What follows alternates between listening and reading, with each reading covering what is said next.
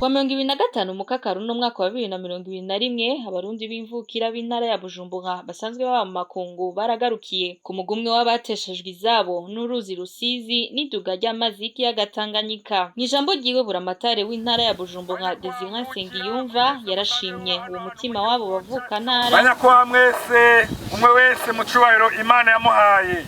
Reka twongere dushimire cyane abavukantara baba abo ngaha mu gihugu baba n'abakorera imirimo yabo hanze, kuko bashishikara gukora ibikorwa bihambaye, bishishikara kwibuka ababenegihugu bateshejwe izabo bari muri kino kibanza.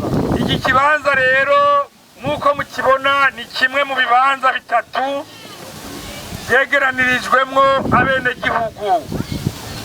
Abo nabo bakaba bateshejwe izabo bivuye ku mwuzurira w'amazi ya Rusizi, amazi ya Tanganyika. Rero bamaze igihe kitari gito hano, ndetse abagira neza n'inshuti z'intara bashishikara kubashikako uko bukeye uko bwije. Tukaba tuboneye akaryo ko gukengurukira umuntu wese amaze kugira icyo akoze kugira ngo abenegihugu bashishikare kugira amagara meza. Reka dusabe rero abanyabujumbura bari muri kino kibanza bahungiyemwo, dukenguruke umutima wabazanye, dukenguruke umutima watumye mwiyumvira kubashikako uyu munsi. Niko mwaje mwikoreye, ariko ahanini reka dukenguruke umutima wabatumye mwiyumvira igikorwa ciza. Rero abanyabujumbura muri kino kibanza munyongera amashi, tubakomera amashi ukundi gusa.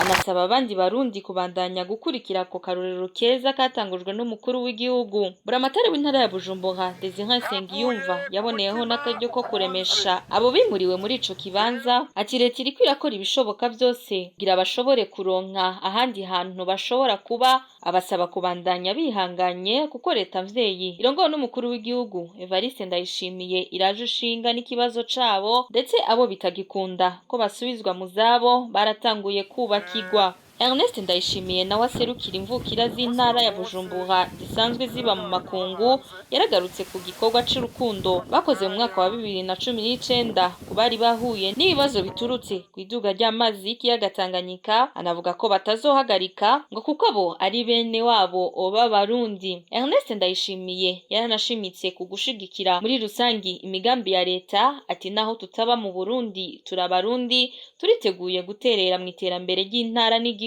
Nayo umwe mu baronse kuri ico giseke ati turanezerewe cane, ariko turafise n'utundi tubazo iruhande y'inzara, uduhema tw'uburaro dusa n'utwaheze. Nyuma yo gushikiriza ico giseke kingana n'itoni imwe n'ibiro 650 vy'ibiharage n'itoni imwe n'ibiro 500 vy'umuceri, izo mvukira zaciye zigiranira umubonano n'abajejwe inzego muri iyo ntara kuva kuri buramatare. Bimwe mu vyo bayaze harimwo kuronswa ikibanza co gukoreramwo kugira abo barundi baba mu makungu b'imvukira z'intara ya Bujumbura baze baramenya bongera bashigikira imigambi y'intara. Muri ico kiyago nyene bamwe mu barundi b'imvukira b'intara ya Bujumbura basanzwe baba mu makungu biboneka ko bamaze kwitanga gusumba abandi, baranaronkejwe impapuro z'iteka. Tubamenyeshe ko ivyo bikorwa vyari vyitabwe n'umushingamateka yatowe mu ntara ya Bujumbura Sauda Mboneko.